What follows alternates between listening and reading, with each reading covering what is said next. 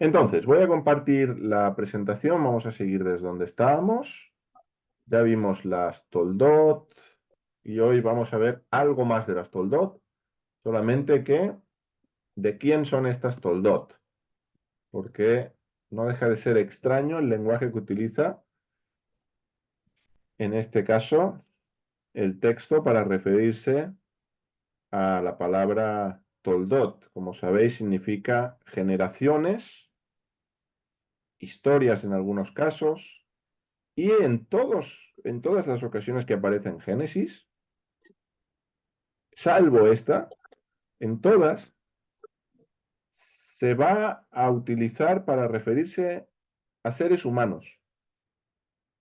Y es muy evidente cuando, por ejemplo, lleguemos al Sefer de las Toldot de Adán. ¿Qué salió, qué generó Adán? Bueno, pues va a venir el hijo, va a venir Set, y de Set va a venir, y vamos a tener una genealogía. Entonces, lo que tenemos ahí literalmente es la descendencia de Adán, una línea de la descendencia de Adán, y por lo tanto, asociar Toldot con la descendencia, y por lo tanto lo que ha sido engendrado de aquellos a quien pertenece las Toldot, es muy fácil. De la misma manera, cuando lleguemos a las Toldot de Taré, de Terach, ¿qué salió de Terach? O las Toldot de los Benei Noach, los hijos de Noach, ¿qué sale de ellos? O las Toldot de Jacob, o las Toldot de Saf, o las Toldot de Ismael. Vamos a ver que se está aplicando esa palabra Toldot a seres humanos. Y las Toldot aplicadas a seres humanos, que son una descendencia. Ahora aquí se está aplicando Toldot no a seres humanos, se está aplicando Toldot a los cielos y la tierra. Y nos va a explicar este texto lo que salió, lo que se generó de los cielos y la tierra. Y esto no tiene que ver con seres humanos. Tiene que ver con una realidad que es la que os iré presentando y que es la que nos va a ir a empezar a conectar con esa lectura para nosotros, o para al menos algunos de nosotros, simbólica. Bien, pero que se entiende muy fácil y muy bien. En un momento dado os cuento, si me acuerdo, una anécdota con mi hijo Matthew acerca de esta lectura, para que entendamos lo realmente sencillo que es para un niño, incluso un niño, que no tiene tantos prejuicios, pero para unos adultos que han leído y han releído y han visto y han interpretado y han entendido que el relato dice y eso es X, a lo mejor es un poco más difícil. Bien, pero esto lo vamos a ir viendo y aquí tengo ya la presentación que os comparto ahora mismo, ampliada para que se vea lo mejor posible, y aprovecho, doy la bienvenida a mi hermano José Páez desde Venezuela. Bienvenido. Normalmente tiene problemas para conectarse con el audio, pero espero que nos esté escuchando correctamente. Pues bien, ahí se está viendo bien, Baraj, la presentación, los cielos y la tierra, Génesis 2.4. Fenomenal. Pues vamos con ello. El texto hebreo, que es el que tenemos siempre a mano izquierda, y aquí Génesis 2.4, el mismo versículo. Por ahora no nos movemos del versículo, aún nos quedan algunas cosas que ver de este texto. Y dice, estas son las generaciones, solamente a modo de recordatorio, estas son las generaciones de los cielos y la tierra en su creación, en el día de hacer Adonai Elohim, tierra y cielos.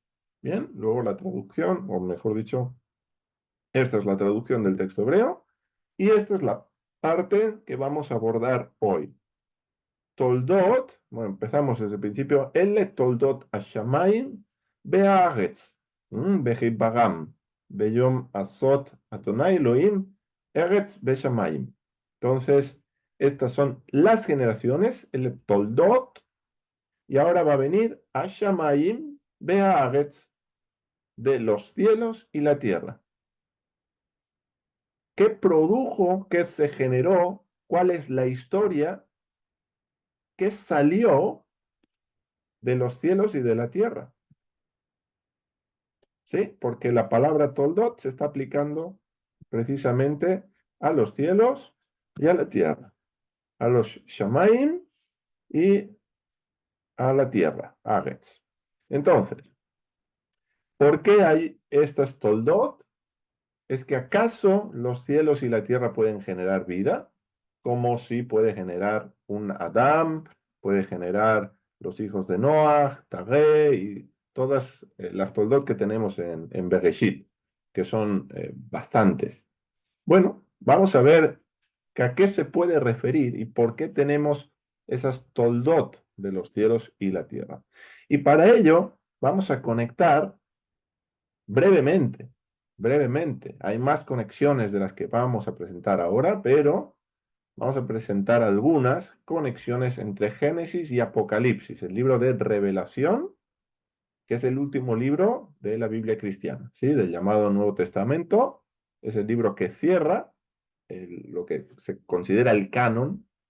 Bien, entonces vamos a conectar ambas realidades. Fijaros, aquí tenéis un cuadro comparativo con algunas cosas especialmente relacionadas con Génesis 2, ¿sí? Que son, en Génesis, ¿qué tenemos? Bueno, los cielos y la tierra, y por tanto, la creación de los cielos y la tierra, y en este caso en Génesis 2 de manera específica, lo que generan los cielos y la tierra, las toldot.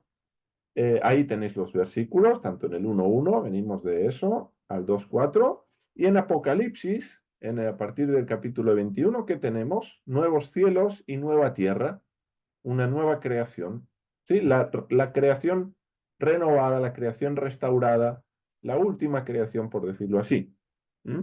Luego, en Génesis 2:8, tenemos el jardín. Jardín, paraíso, en algunos casos se le traduce como huerto, aunque huerto no estaría tan preciso, pero también se traduce. Principalmente hablaremos de jardín, entendido como un paraíso, tampoco un jardín a la nuestra, ¿eh? Ya hablaremos del jardín, de cómo era el jardín, de en qué se pensaba o en qué pensaba el escritor de Génesis 2 cuando escribe un jardín y a qué se refiere. Y en Apocalipsis se nos va a hablar del paraíso, por eso digo que jardín y paraíso es una y la misma realidad. Y nos va a decir lo que tenemos en el punto siguiente, que el árbol de la vida está en medio de ese paraíso, en medio del paraíso de Dios, va a decir Apocalipsis. Bien, por lo tanto, la realidad que tenemos en Apocalipsis es la que tenemos en Génesis 2. No es diferente, solo que a veces no la conectamos. Y aquí es donde, bueno, con el tercer punto de comparativo, que es el árbol de la vida en medio del jardín, ahí tenéis los textos, y el árbol de la vida en medio de la ciudad. La ciudad es llamada la Nueva Jerusalén en Apocalipsis. Entonces, hablar de jardín, hablar de paraíso, hablar de ciudad, hablar de la Nueva Jerusalén, es utilizar sinónimos para referirnos a lo mismo. Así que cuando leamos Génesis 2:3, no tenemos que pensar en un huerto, en un jardín a la nuestra, sino que lo que tenemos en Génesis 2:3, o en 2:3, sí, capítulo 2, capítulo 3, es la Nueva Jerusalén, es la ciudad de Dios. Por eso va a tener que ver con las generaciones de los cielos y la tierra. Y ahora veremos por qué. Y por último, el último elemento que comparten, o al menos así a grandes rasgos, es el río. Vamos a ver que tenemos un río que luego se divide en 4 cabezas, en el caso de Génesis, pero también tenemos un río en la ciudad, que es el jardín, que es el paraíso. Bien, que es lo mismo. Entonces aquí es cuando mi hijo, hablando del jardín, justamente, y hablando del árbol de la vida, eh, conectó él solo y cayó en cuenta cuando leyó lo del árbol de la vida en Apocalipsis, dice, entonces el jardín es la Nueva Jerusalén. Digo, pues hijo, ya sabes más que muchos. Has caído en cuenta de algo que mucha gente, por lo que sea, no se cae en cuenta. No sé si es porque hablamos del segundo capítulo de la Biblia y el penúltimo, y como están tan separados y parece que han pasado tantas cosas, y parece a veces, y lo voy a decir con mucho respeto, que Génesis es un cuento. Y se piensa que se narra, en el fondo uno dice, o mejor dicho, no en el fondo, sino de primeras uno dice, no, no, esto es palabra de Dios, esto es inspirado y esto tiene un peso, pero en el fondo como que hay una niebla en torno a eso como si nunca hubiese existido algo así. Cuando según la Biblia, eso siempre ha existido. Estaba en el principio y está al final de la película cuando van a salir los créditos.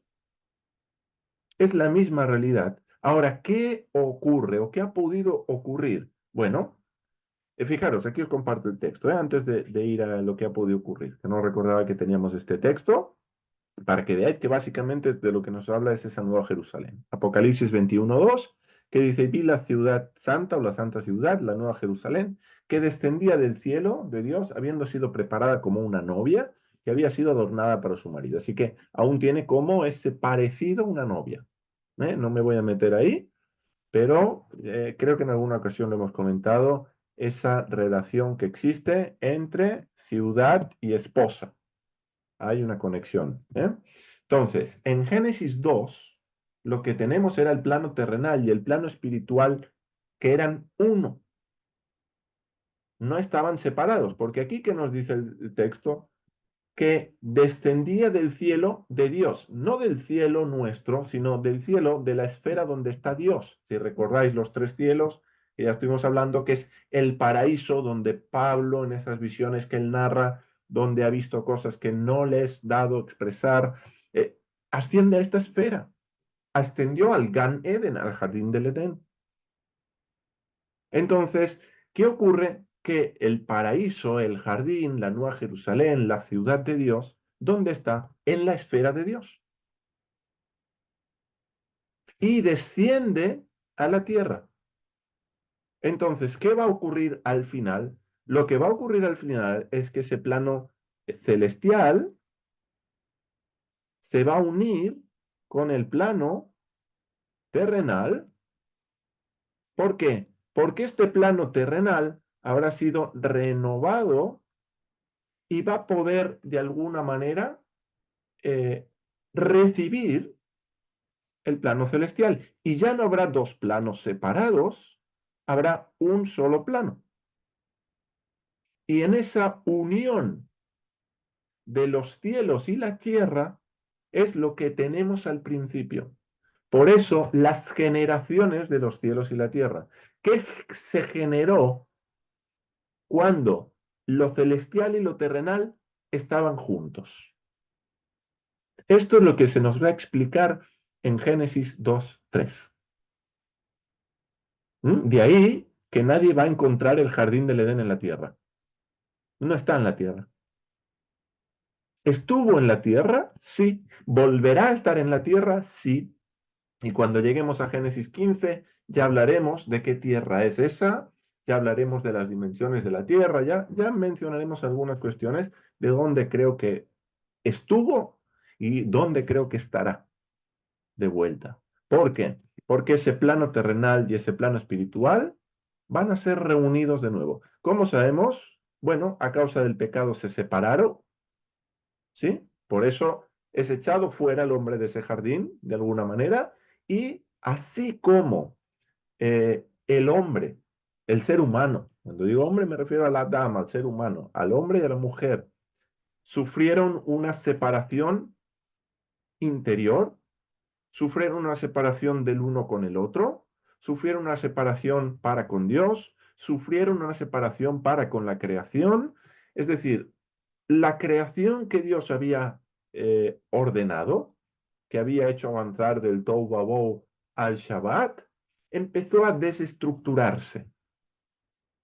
Toda la estructura que Dios había hecho a causa de la entrada de la muerte y del pecado en el mundo por comer del fruto del conocimiento, empieza a desestructurarse, empieza a desmontarse, empieza a separarse. Luego, ese plano terrenal y ese plano celestial empiezan a distanciarse.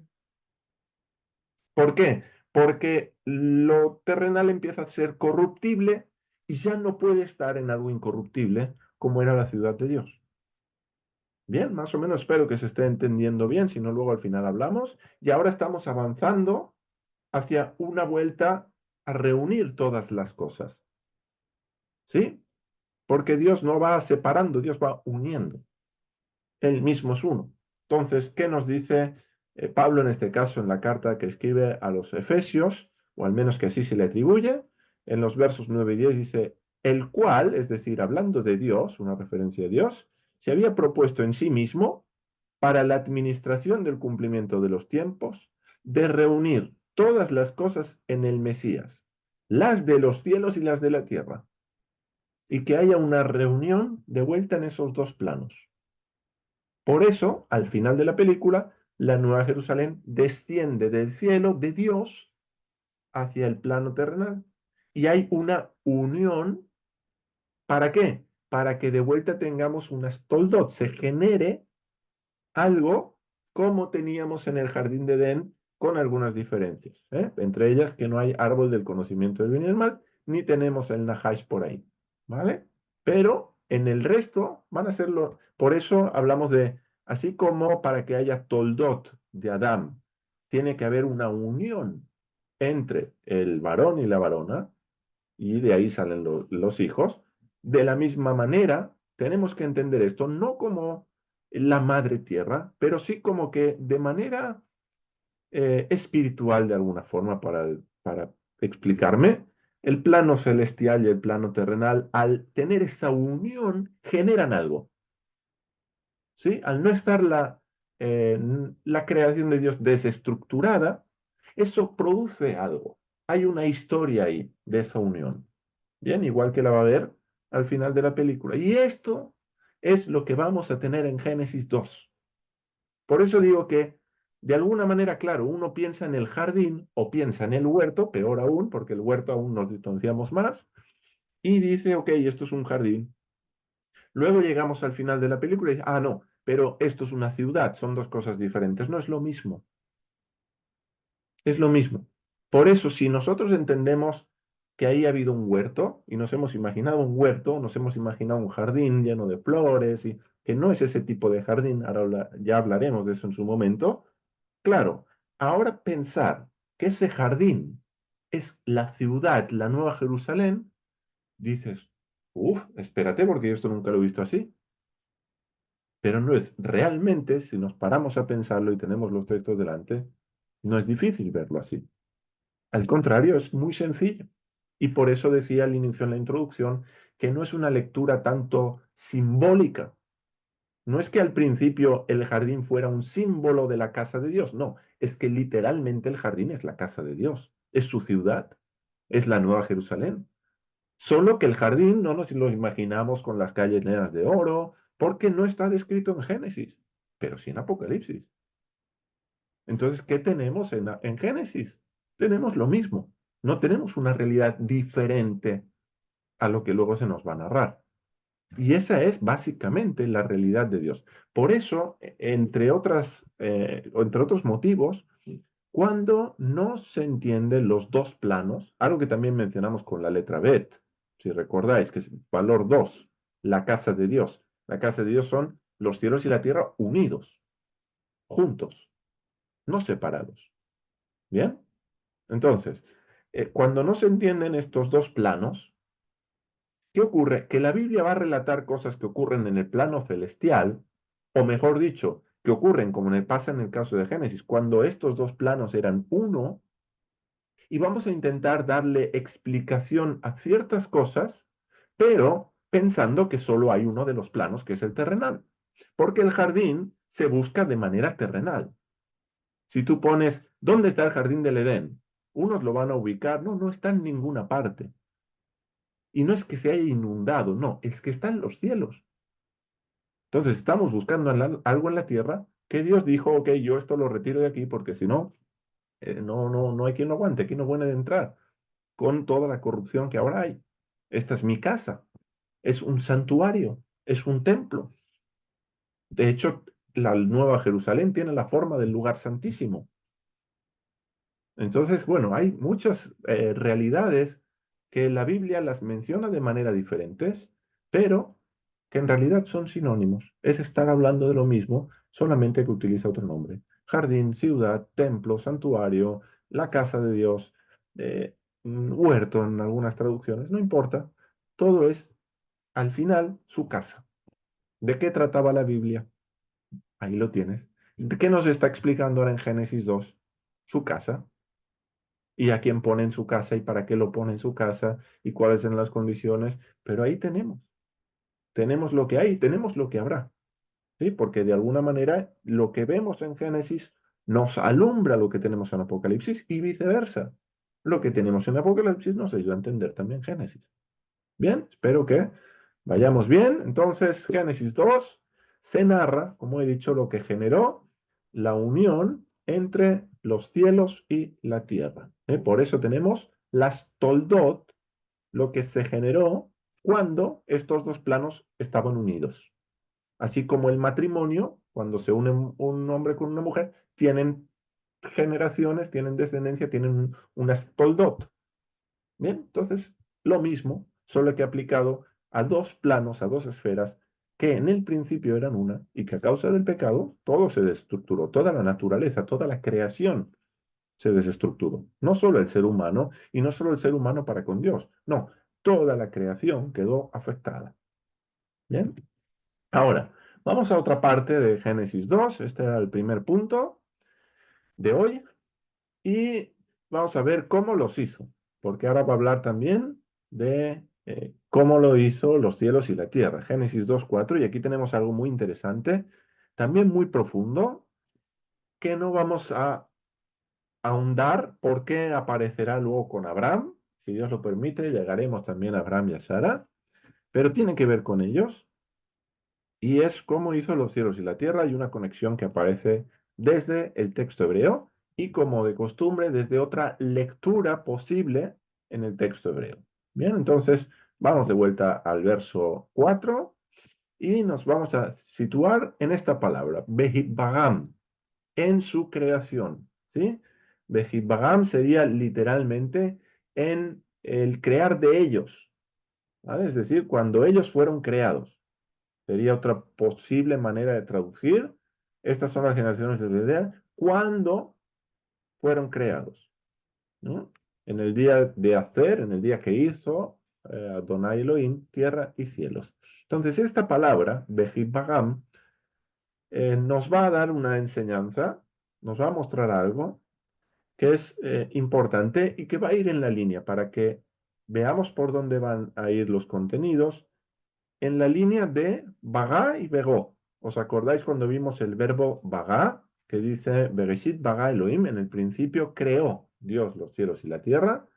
Y decíamos que leyendo el verbo bagá como begó, lo que teníamos ya no era en el principio creó, sino en el principio del crear Dios los cielos y la tierra, había unas circunstancias y dijo Dios sea la luz.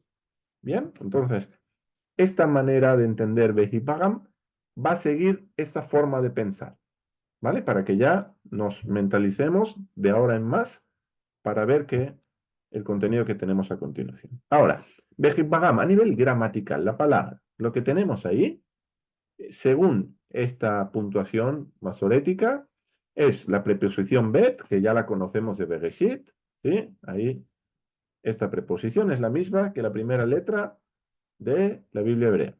Luego tenemos un verbo que está en nifal. Nifal suele ser una voz pasiva simple, no siempre, pero mayoritariamente, y está en un infinitivo constructo. ¿Vale? Entonces, tenemos todo esto, esta hey, incluida esta hey, con las tres consonantes, fijaros, de la raíz, la bet, la reis y la alef. El verbo bagá, si os acordáis, era este. La bet, la reis y la alef. Perdón, he dicho la shin, no sé, se me fue la alef. Behibagam. Entonces, es un infinitivo constructo del verbo bagá, que significa crear. Más este sufijo, que es un posesivo, en este caso, de la tercera del masculino plural. ¿Vale? Por eso el crear de ellos, de los cielos y de la tierra. ¿Cuándo Dios los creó?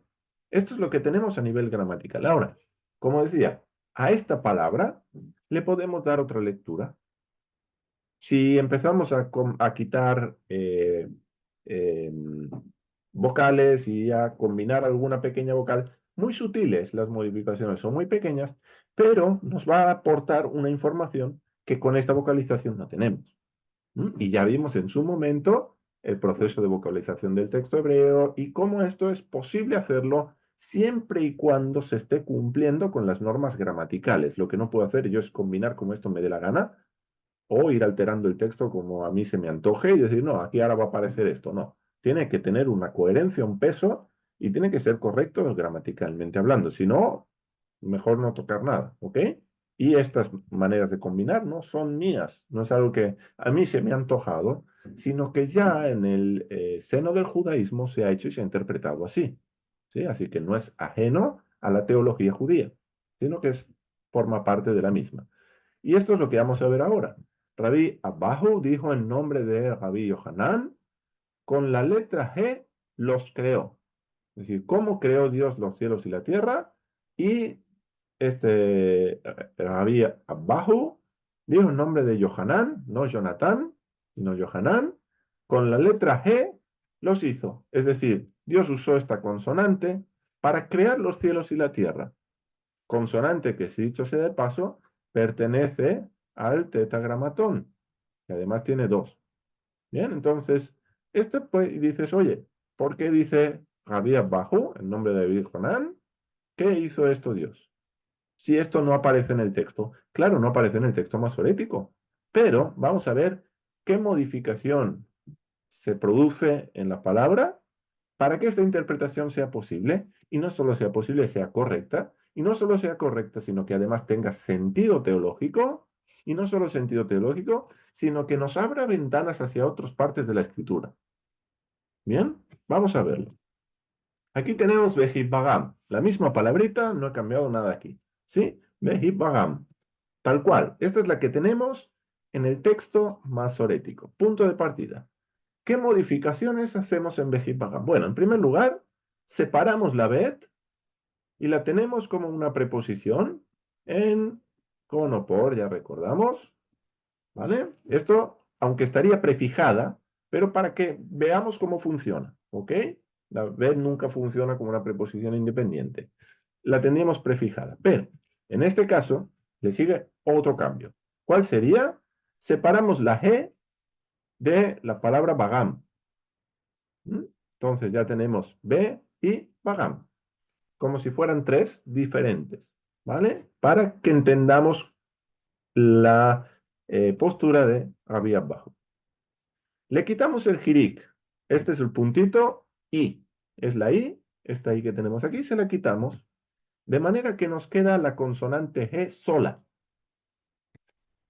Bien, entonces, fijaros como ya con G ya empieza a introducirse en lo que dice, ¿cómo creó Dios los cielos? Con la consonante G. Pero aún un cambio más para que tenga sentido y es este. Fijaros que cogemos el Sheba, estos dos puntitos, los ponemos aquí y esta vocal, que es un kamatz, una forma de T, la ponemos aquí. Mirad, clic, ya está. Entonces, tenemos esta aquí, le hemos borrado el puntito y hemos cambiado. Por lo tanto, en el fondo lo único que estamos haciendo, aunque os lo he separado para clarificar, los únicos cambios son a nivel vocálico. Solo hemos cambiado las vocales, cosa que se puede hacer porque, porque los primeros textos no estaban vocalizados, eran textos que solo tenían consonantes. Entonces, cuando uno leía un texto consonántico, podía encontrar la palabra Behibagam o leer Behibagam, pero podría leer Be, Hey, Begam. También lo podría leer así. Entonces, si leyéramos Be, Hey, Begam, ¿qué estaríamos leyendo? Estaríamos leyendo con G, los creó. ¿Qué dice? Vuelvo a la cita y ahora vuelvo a esta diapositiva para conectarlo. Rabí Abajo dijo en nombre de Rabí Yohanan, con la letra G los creó. ¿De dónde lo saca? Pues de conocer el texto hebreo y de conocer las posibilidades. del texto hebreo y la gramática hebrea. Con G los creó. Es decir, Dios creó los cielos y la tierra con esta consonante. Ahora, ¿qué podemos aprender de esto? Porque vale, la idea no es impresionar a nadie con cuestiones de la gramática hebrea y las modificaciones del texto masorético, sino que esto nos da una enseñanza, nos da más de una, de hecho, y nos va a conectar con algo, para mi consideración, impresionante. El sonido de la consonante G, esta consonante, que es la Behibagam, es como una expiración, realmente no es una letra muda. En hebreo moderno la tendencia es a dejarla muda, pero en hebreo bíblico esta E sería como la H en inglés. Y la H en inglés, la palabra house, suena. No es house, sino, o no house, sino house, ha. En la palabra caballo, horse. Suena, horse. Ese sonido es un golpe de aire, si os dais cuenta. Es muy suave, puede parecer imperceptible, pero realmente está ahí. Es como esa expiración, un golpecito de aire. Entonces, ¿Dios creó los cielos y la tierra con un golpe de aire? ¿Con una expiración? Lo dice la Biblia. En el Salmo 33:6, en el libro de los Salmos, en el 33:6, dice, por la palabra de Adonai los cielos fueron hechas, y por el espíritu, por el ruaj de su boca todo su ejército. Ya dijimos que la palabra ruaj puede ser espíritu, pero también soplo o viento. Entonces, lo que nos está diciendo el Salmo, y esto ya lo vimos en su momento cuando hablamos de la palabra y la creación por la palabra, pero ahora estamos tomando casi que la misma temática, pero desde otro ángulo distinto. Y nos dice, por el soplo de su boca, por el de su boca, creó todo el ejército de los cielos y la tierra. Por su palabra, por esa. Y esto a mí me pone los pelos de punta porque es imaginar a un Dios con un poder inimaginable, que es capaz de crear. Ya nosotros nos imaginamos como a Dios hablando, ¿no? Y pronunciando, sea la luz. Pero es que ese sea la luz que está escrito para nosotros, para Dios ni siquiera es una frase. Para Dios es un soplo, una expiración. Y Dios creó los cielos y la tierra, que es algo inconmensurable, que es algo que empequeñece al ser humano, porque nos empequeñece cuando contemplamos los cielos, la obra de sus manos, todo lo que Dios ha creado. Cuando nos subimos a un monte y contemplamos la vastedad de la tierra, o cuando estamos en la playa y apenas abarcamos a ver el horizonte del mar y sus profundidades insondables, decimos, ¿qué es el hombre para que tengas de él memoria?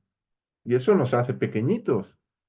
Claro, imagínate que por el soplo, por la G que salió de su boca, creó todo. Realmente tenemos un Dios poderoso. Realmente tenemos un Dios grandioso, glorioso, y cualquier oso se le quedaría pequeño. Una de las dificultades que tengo para adjetivar a Dios es que me parece cualquier adjetivo pequeño para describir al Dios, permitidme decirlo así, tan grande que tenemos. No hay otro Dios como Él. Por eso Él es único. No hay ningún otro. Ningún otro ha creado con una G, con un golpecito de aire.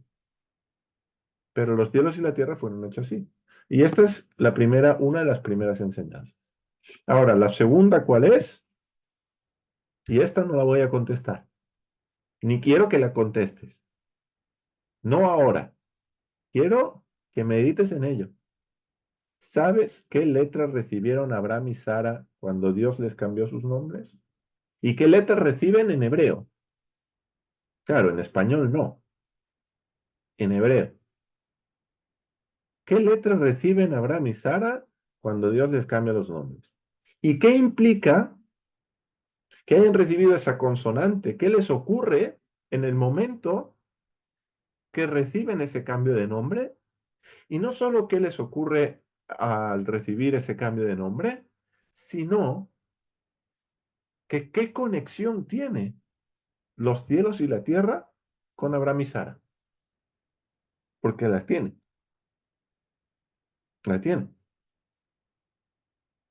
Ahora, esto llegaremos, Génesis 17, los cambios de nombre, y esos cambios de nombre es tremendo lo que Dios está produciendo ahí. Y la de enseñanzas que tenemos en un capítulo que aparentemente, oye, solo trata de la circuncisión. Trata de la circuncisión y trataremos de la circuncisión cuando lleguemos, pero tiene una profundidad los cambios de nombre que Dios hace aquí y las letras que quita y las letras que da y dónde las pone y por qué las pone donde las pone. Porque no hay casualidad en la Torah. Ya como le gusta a mi hermano José, ninguna palabra sobra, ninguna palabra falta. Yo digo no solo palabra, sino letra. Fijaros las toldot. Ninguna letra sobra, ninguna letra falta. Y si sobra, por algo es. Y si falta, por algo es. De hecho, vamos a ver con la creación del Adán una letra que sobra. ¿Y por qué hay una letra de más cuando podría no estar? Ya veremos. Esto es para despertaros el hambre para el domingo próximo. Entonces, bueno, aquí os lo dejo para que reflexionemos tanto en nuestro Dios como en lo que Dios hace en la creación, como en lo que Dios hizo con Abraham y Sara. Porque es lo mismo. Es lo mismo. Y lo que representan Abraham y Sara, obviamente. Ahora nos vamos para ir ya cerrando la clase en la situación preadámica. Bien, dejamos versículo 4, tomamos parte de la clase pasada, parte de esta clase, vamos ya al versículo 5 y versículo 6, que nos va a dar la situación preadámica, es decir, qué situación presenta el capítulo 2 antes de la creación del Adán. Bien, y esto es lo que tenemos. Y dice el texto, y todo el matorral del campo antes que fuese en la tierra, y toda la hierba del campo antes que brotase, porque no hizo llover Adonai Elohim sobre la tierra. Y segunda cosa, Adán no había para servir el terreno. Y un vapor ascendía de la tierra y daba de beber a todas las fases del terreno. Ahora, según parece, el vapor, aunque daba de beber, es decir, regaba o irrigaba todas las fases del terreno, y aquí va a aparecer la palabra Adamá, una palabra que no tenemos en Génesis 1. Aquí está esta ocurrencia del término, y aquí, Adamá. Y aquí está esta ocurrencia del término. Bien, porque se habla de la tierra, Haaretz, del campo, Sadeh, y luego Adamá, al terreno. Bien, entonces a veces se utilizan como sinónimos, pero no siempre y presentan diferentes realidades. Bien, entonces, este vapor parece ser que no era suficiente para generar vida vegetal. ¿Por qué? No tenemos ningún matorral, no tenemos hierba. Entonces, tenemos un contexto eh, muy concreto donde lo que se nos presenta en esta situación predámica es una situación carente de, en primer lugar, matorrales y hierba. ¿Qué son matorrales y hierba? Bueno, si viéramos la palabra matorral, aquí lo tenemos, el matorral del campo, shiach hasadeh, esta palabra shiach es la que vamos a ver ahora, aparece en algunos contextos donde claramente es un paraje desértico, no desértico de dunas y arena, sino desierto de inhabitado, ¿sí? Algo así. Entonces, cuando se dice que no hay ni siquiera matorral del campo, Siach Hasadeh, esto es lo que significa. No tenemos maleza, no tenemos mata. Y aquí algunas referencias aparecen en Génesis 21:15, que es cuando Agar e Ismael son echados del campamento de Abraham, y dice que echó a Ismael en un matorral, debajo de un matorral. Entonces, imaginaros qué tipo de matorral podría ser. Esa una zona ya desértica, inhabitada. Bien, pues lo que no tenemos en Génesis es este tipo de vegetación, ni siquiera este tipo de vegetación que crece en lugares desérticos, que necesita muy poquita agua para subsistir, pues no está. Bien, entonces para que nos vayamos haciendo una idea mental de qué tenemos, porque eso va a ser fundamental también para entender el jardín y cómo funciona el jardín y qué hay en el jardín y qué hay fuera. Así que ni siquiera la vegetación propia de los lugares desérticos la tenemos en Génesis 2. Bien, así que no tenemos matorrales ni hierba, y la hierba ya la trabajamos en Génesis 1, la misma palabra que aparece en la creación del tercer día. Tampoco ha dicho que había lluvia, y en este punto dice el texto, no hizo llover Adonai Elohim sobre la tierra. Y aquí hay algo importante, porque, ok, no hay lluvia, no ha llovido, ¿por qué? Porque Dios no ha hecho llover. Y esto como que parece muy claro, pero fijaros que en Génesis 2 ya se está presentando y se da por sentado que Adonai Elohim es el dador de la lluvia. Y aquí tenemos una muestra de la comprensión teológica de Israel. No olvidemos que los relatos que tenemos en Génesis son parte de la cosmogonía de Israel. Es como este pueblo entendía que todo había sido hecho y todo había sido creado. Luego, ¿a quién atribuyen ya desde Génesis 2 la lluvia? La atribuyen a Dios, a su Dios. Otros pueblos no le atribuían la lluvia a Adonai, le atribuían la lluvia a Baal, le atribuían la lluvia a Zeus, le atribuían la lluvia a el Dios en cuestión. Y ese Dios en cuestión era el que hacía llover. No, desde ya el inicio, desde Génesis 2, para Israel, quien da la lluvia es Adonai Elohim. Por eso aquí el problema en Génesis 2 es que Dios aún no ha hecho llover. Y no hay cómo mover eso. Sí, al menos no ahora. Bien, entonces, esta comprensión se ve claramente, por ejemplo, en el relato de Elías. Elías y los profetas de Baal, esa sequía. Oró Elías y se cerró el cielo. Y oró Elías y llovió. ¿Sí? Y ahí tenemos una lucha no solamente entre el profeta de Dios y los profetas del ídolo, de los dioses paganos, que diríamos hoy, sino entre el Dios verdadero y los dioses falsos. Bien, y depende de él. Es una bendición de Dios, la lluvia. Ya hoy parece que, como nos lo anuncia el hombre del tiempo, la mujer del tiempo y la estación meteorológica, como que la lluvia dependería de que la anuncie el hombre del tiempo. No, la lluvia es un don de Dios, un regalo de Dios. Sí, cuando en su justa medida, obviamente. Pero la lluvia que rega la tierra, la lluvia de Génesis 2, es señal de su bendición. Y eso aún no estaba. Y eso aún no estaba. Bien, entonces, esa comprensión, hemos dicho, la vemos en Elías, y Jesús, Yeshua, como no puede ser de otro modo, esta comprensión la tenía él también, y lo vemos, por ejemplo, en Mateo 5:45. Aquí cito literalmente Reina Valera 1960. Dice, para que seáis hijos de vuestro Padre que está en los cielos, que hace salir su sol sobre malos e injustos, y que hace llover sobre justos e injustos. Pero esta comprensión que para nosotros puede ser tan obvia y tan evidente, no está compartida por todo el mundo. Ahora tenemos que simplemente recordarlo, tenerlo presente, que quien hace llover es Dios y que la lluvia depende de él y que no hay que hacer ningún ritual pagano para que venga lluvia. Lo que hay que hacer es obedecer la Torá. Vivir en conformidad a sus mandamientos, a sus estatutos, a sus judíos, por la fe. Y en esa medida Dios dice, ok, vivís conforme, yo os daré la lluvia, no os preocupéis, yo os daré esa bendición. ¿Para qué? Para que el campo produzca y tengáis que poder traer, además de para vuestro sustento, tengáis algo que traer para adorarme. Porque ¿qué se traía? El fruto de la cosecha, por ejemplo, en determinadas épocas. El ganado comía del campo. Si hay sequía, ¿qué le pasa al ganado? Entonces, las ofrendas dependían de haber recibido lluvia, por lo tanto, primero la bendición de Dios. Con lo cual, cuando uno presentaba una ofrenda a Dios, no presentaba algo que le había venido de la nada o que había venido solamente del fruto de su trabajo, sino que venía porque Dios había hecho lluvia. Entonces, de alguna manera, en agradecimiento, le estaba trayendo algo de lo que ya había recibido. Bien, espero que se entienda. Entonces, bueno, esta es otra de las características que tenemos en esa situación preadámica, situación carente de matorrales y hierbas, situación de lluvia y cómo no. Claro, si es preadámica es obvio. Está carente de Adán. No hay Adán. El texto lo ha dicho. Y Adán no había para servir el terreno. Ve Adán, Ain, la bot et Adama. Está aquí, ayin sería no había, no hay, no existía.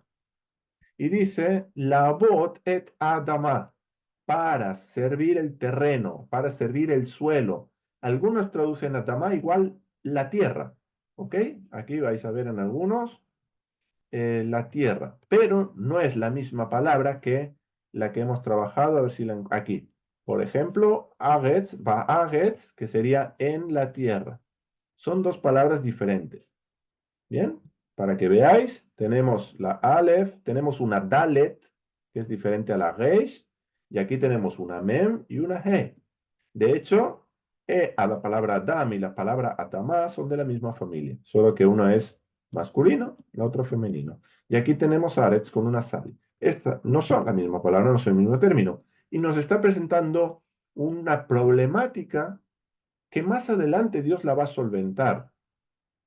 Solamente que, de vuelta, creo que, y en este caso sin miedo a equivocarme, todas las traducciones bíblicas, todas, no dan en la tecla de cómo Dios soluciona este problema. Y es realmente sencillo. Es tan sencillo que pasa desapercibido. Pero esto lo veremos cuando lleguemos a por qué es puesto el Adán en el jardín. No ahora. Así os pongo emoción para cuando llegue ese día. Entonces, aquí tenemos que no hay Adán y por lo tanto esa situación preadámica es evidente que no era apta para la vida. No tenemos nada, tenemos un desierto que ni siquiera tiene matorrales. ¿Sí? Así que hablamos de algo totalmente árido. ¿Y cómo va a solventar Dios eso? Bueno, la cuestión del agua la va a solventar con el río y su división. No dice que va a llover, pero es que Dios planta un jardín con árboles. ¿Cómo si no llueve? ¿Y cómo si ese vapor que riega la tierra no es suficiente para generar matorrales? ¿Cómo va a mantener los árboles? Entonces, vamos a tener un río, y ya hablaremos del río, ya hablaremos de sus divisiones, ya hablaremos de cómo podemos configurar eso en un mapa para ubicarnos de alguna manera. Entonces, la cuestión del agua va a ser quedar solventada con el río, y la cuestión del Adán, pues va a evidentemente solventada con el mismo Adán. Pero recordemos el problema con el Adán. El problema con el Adán es que no hay para servir ¿qué? Para servir el terreno. Entonces, lo que no tiene sentido es que el texto nos esté presentando aquí una problemática y luego Dios no la resuelva cuando crea al Adán para resolverla. Realmente estamos presentando a un Dios que dices, oye, está haciendo cosas sin mucho sentido. Cuando nuestro Dios, el Dios que presentan las Escrituras, no es así en absoluto. Otra cosa que entendamos la razón o no, pero las cosas que Dios hace sentido tienen. No es un Dios que va, bueno, mira, falta esto, bueno, pero yo voy a hacer otra cosa. No, va a proveer un Adán para solventar y que sirva el terreno. Lo mismo, no que sirva algo diferente. Entonces llegaremos, si Dios lo permite, a ese punto y por hoy hasta aquí, porque ya nos queda meternos, dejamos lo que sería la introducción al relato. Y nos queda meternos ya la próxima semana, Dios mediante, de lleno en la creación de la dama a partir de Génesis 2:7. ¿Bien? Entonces espero que haya sido una clase de provecho y si hay alguna duda, pues este es el momento de plantearla y que yo pueda responderla si es que la sé. Así que si alguien tiene alguna pregunta,